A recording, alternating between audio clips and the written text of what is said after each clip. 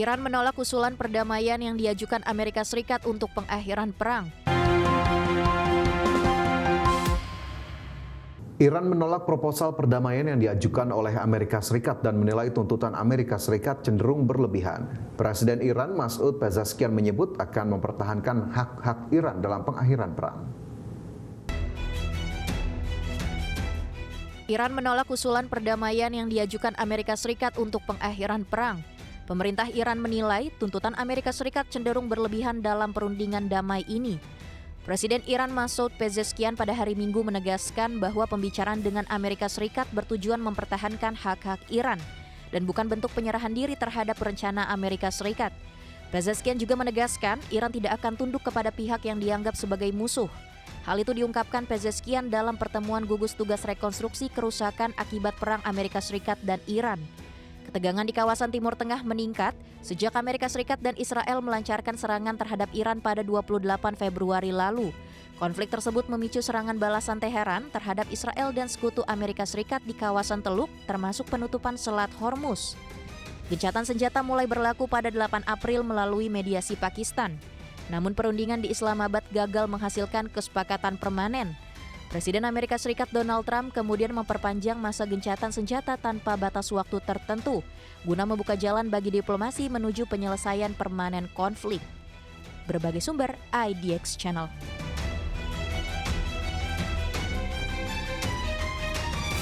Kita beralih ke informasi mancanegara.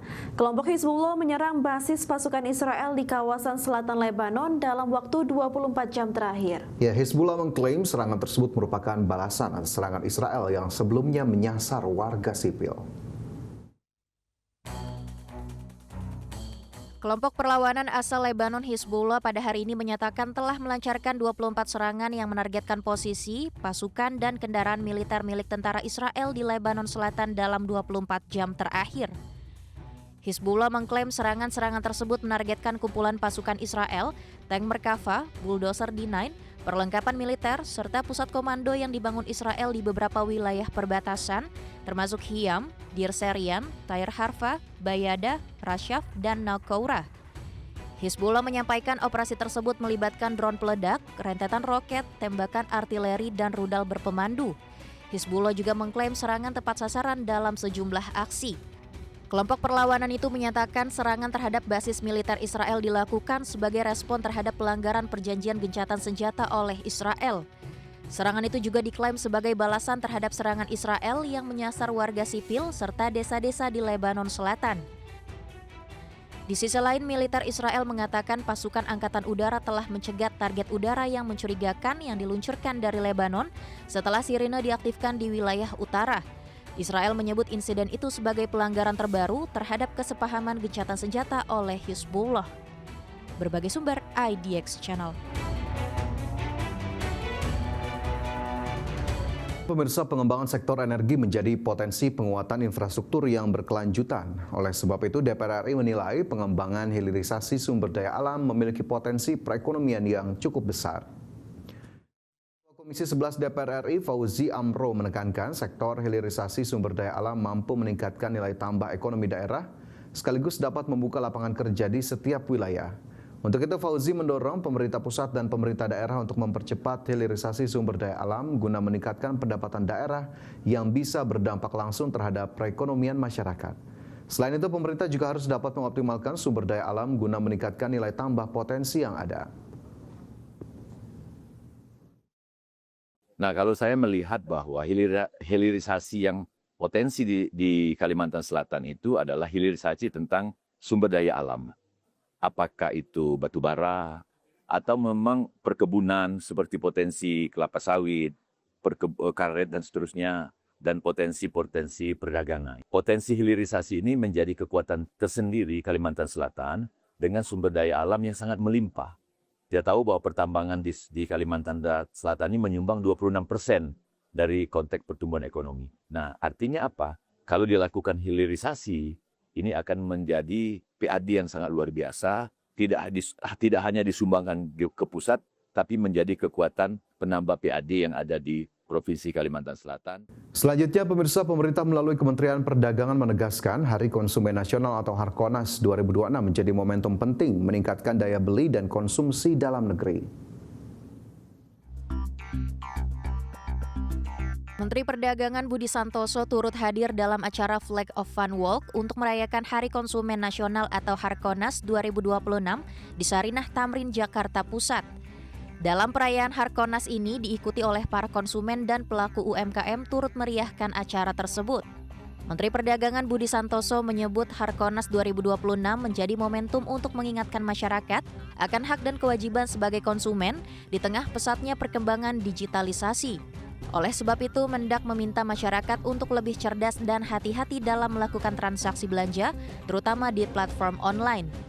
Melalui Harkonas 2026 ini, pemerintah berharap tercipta ekosistem perdagangan yang sehat, aman, dan mampu mendorong pertumbuhan ekonomi secara nasional. Kalau produk sudah punya daya saing, berarti ya kita bisa menahan laju impor, Bu ya. Nah, salah satu sebenarnya peran konsumen itu adalah bagaimana kita menggunakan produksi dalam negeri dengan baik, tapi dengan syarat adalah produksinya atau produknya mempunyai daya saing. Nah, siapa yang bisa menjadikan produk ini mempunyai daya saing? Ya salah satunya konsumen. Di sisi lain, pemerintah terus memperkuat kolaborasi dengan pelaku usaha, platform digital, serta lembaga terkait untuk melindungi konsumen dari penipuan dan penyalahgunaan data. Selain itu, konsumen dinilai memiliki peran penting dalam meningkatkan daya saing produk dalam negeri dengan memilih produk yang berkualitas. Dari Jakarta, Bagus Prasetya Adi, Dila Aulia, Tim Liputan IDX Channel.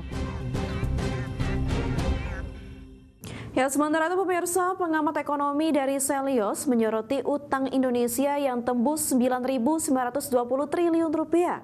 Di mana Selios meminta pemerintah mengubah program belanja pemerintah dengan insentif langsung berdampak pada masyarakat dan menghentikan program makan bergizi gratis.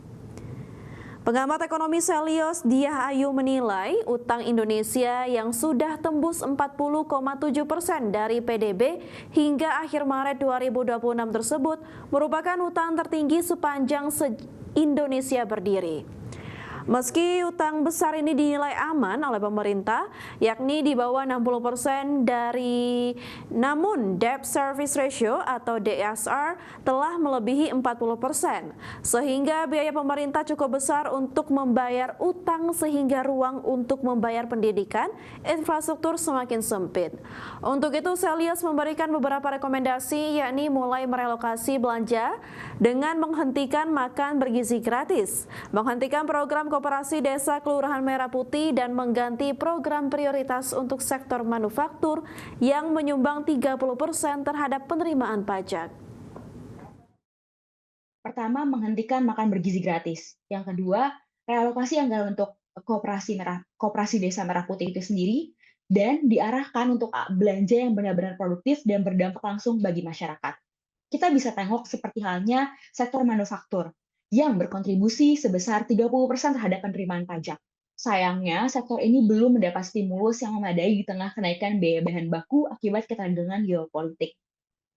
Lalu harus adanya insentif nyata bagi masyarakat, seperti diskon tarif listrik atau penurunan PPN untuk barang retail dari 11% menjadi 9%, agar daya beli masyarakat tetap terjaga dan roda produksi di tengah masyarakat tidak melambat di tengah ketidakpastian global.